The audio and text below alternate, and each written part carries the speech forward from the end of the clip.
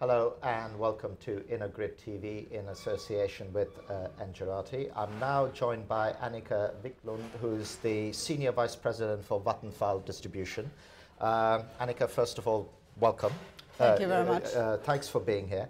And a lot of this conference is about innovation, integrating networks, and so on. And we've got the clean energy package or the winter energy package, whatever you want to call it, it's the same thing. And one of the key tenets in that is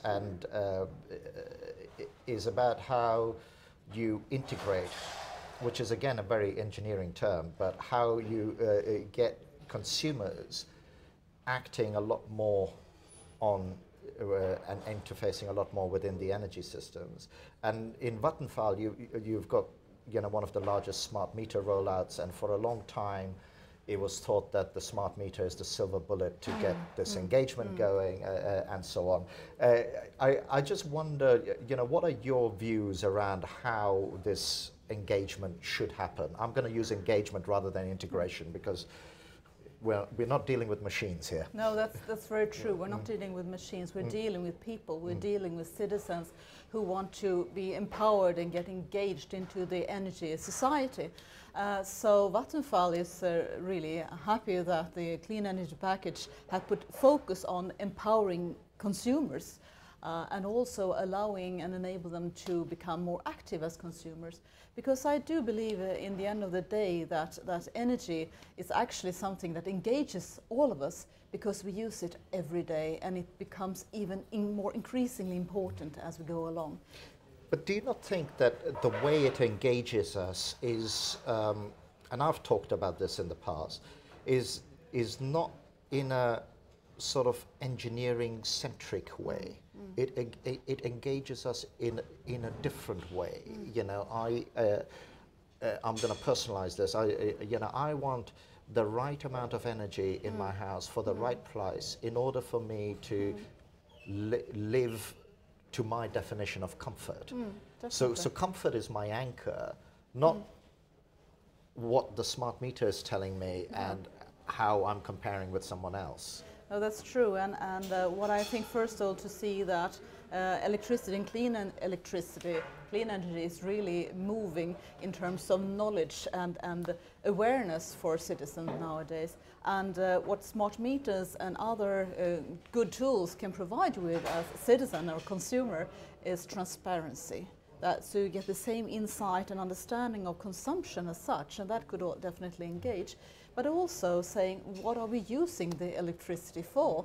I mean, it's as you're describing, it's the comfortable home. It's you're maybe loading your car, charging your e-mobility car. So I think over time, I would be happy to say in 5 to 10 years that we have also managed from the energy companies to provide that transparency, the attractiveness to enter the energy market, and also create a higher interest. And also, I would hope to attract more men and women to the energy sector at large. And that is a big thing, isn't it? Because in terms of attracting and creating engagement, I mean, I found it amazing where I chaired a panel and a gentleman from RWE in Germany was, I believe, he said that look, we know that there are about 40 to 50,000 power walls installed in Germany already. And he then made the next comment where he said, but it makes no economic sense for people to install them at this point in time. They're just doing it because they want to. And that's a dimension that's not kind of factored in. I don't believe it comes out as much as it should. I think you're completely right, because in the industry, when we are sitting in the boardrooms, we are always looking at, is it a business case? Do we have solid facts on it? Can we calculate on it? But my perception and my own experience is the best choices in life. We don't have a business case, who we marry, or if we should buy a car. If we would do it, maybe we'd buy a cheaper car. But I definitely think that customers and citizens, they would like to engage because they would like to influence also how the energy development looks like. If I can have solar cells on my roof, if I can have a battery in my home, I could charge my car, and it feels good also to be a part of society. So I think it's more about engagement. And big companies in the energy industry really need to acknowledge that business customers, they also would like to engage, but they do it maybe more from an economical perspective, and also that they would like their company to be connected to clean energy. But we as citizens, I think we would like to engage because we think this is the right thing to do for ourselves and for our kids. So the citizens are the emotional buyers, and the large consumers are more economic buyers in the whole thing and looking at it rationally. So in terms of what you've seen in Vattenfall, again, with and it's not just the fact that you've got smart meters, but No. but you're getting new data now. Are you seeing sort of different patterns? Are you seeing some? Are there some real examples you can give us about some sort of shifts where you're going, we never thought that would happen, or? I can share with you, we started rolling out smart meters 1998, but at full scale from 2003. By 2009, all our customers had a smart meter in Sweden. That was the legislation also coming on in the mid of 2000. But I think the interesting part was, first, we believed that the smart meter could only be used for providing the customers an invoice based on actual consumption. So for a few years we believed that, okay, this is what the customer wants, but actually what the customer wants is transparency. Look at their historical meter values, what happened here. Could I maybe try to change my consumption and take away the peak? Could I also get some economical benefits from that? But what we also saw was internally that we could use all the data from the smart meters and the IT system governing the whole system of smart metering, is we could also find power outages much faster, because we have both city networks, we have rural networks, and of course you don't want to come to your summer cottage and realize it has been a power outage for weeks maybe. So nowadays we use the data flow to look at the power quality, to look at where we have had power outages, and if there are any other issues. So nowadays I would say I couldn't imagine a distribution system without the smart meters. And now we are actually looking into the second wave of rollout in Sweden, and as I see it, we will be one of the first countries again in Europe to do so, and now we have much more information and knowledge. So with that second wave, so everything you say is really interesting, because again, I agree with you, because it does seem to me to be, you know, somewhat of the sell of the benefit of a smart meter to consumer almost seems to be one-dimensional. And I feel like we're insulting the intelligence of a consumer by going down that one-dimensional route, you know, and I've criticized that in the UK quite often, you know, where it's like, oh, it's going to save you 300, 400 pounds a year. Well, it probably isn't, you know, let's get real about it, but it will engage you. You know, what lessons have you learned? I mean, you're going through the second phase as well, about maybe having a more multi-dimensional approach to the value of this data. Definitely. I think also when we can offer this transparency of the customer data, you also get trust from the customers. Because in the end of the day, we also get calls into the customer care center asking, how comes that my consumption looks like this? Can I do anything to influence it? But before you get this kind of information, it's like a black box. You don't have a clue, really. So I would say it's very important going forward for successful companies to earn trust from customers and be transparent, and also engage what can we do to help you, because in the end of the day, the customers, they are really the source of our existence, isn't it? Yeah, no, absolutely. And how do you see, you know, again, you know, going back to that second rollout, you know, you articulated that, okay, in the first rollout, it was actually, our business case was maybe around accuracy of billing, Yeah, right? exactly. So very straightforward, and so. But you then found out all this other stuff.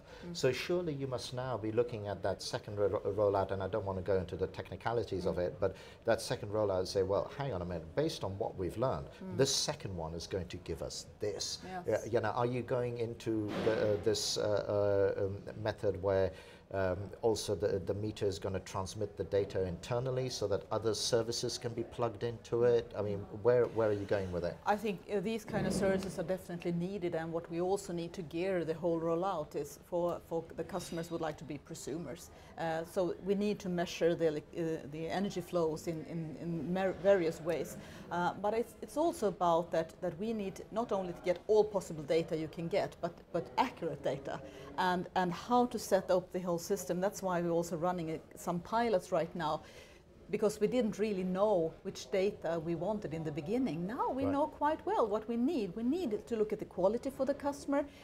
We also, of course, the customer expects us to know if there is a summer cottage somewhere up in, you know, out far in the countryside. So you're sending that as service alerts saying your summer cottage has got a problem. Even better, I will say we fix it even before the customer knows anything about this. So I think this is the proactivity we need to have. So once we get all these kind of digitalized solutions like sensors, smart meters, IT systems working together, then we can really create, I would call it a customer experience without customers even knowing that we look at these things. How new is that to a company like Vattenfall? I mean, you're a little bit ahead from other companies, but I've often had it said here and internally is that you know, utilities are great project management engineering companies. They're not so great at consuming and engaging with customers. It's not in their DNA. Have you had to go through a bit of a skill change within Vattenfall to make that happen? I think we all have to be very honest and saying that to become customer centric, I think that's also a journey we have been doing, but I think the smart meters and other kind of innovations have helped us actually.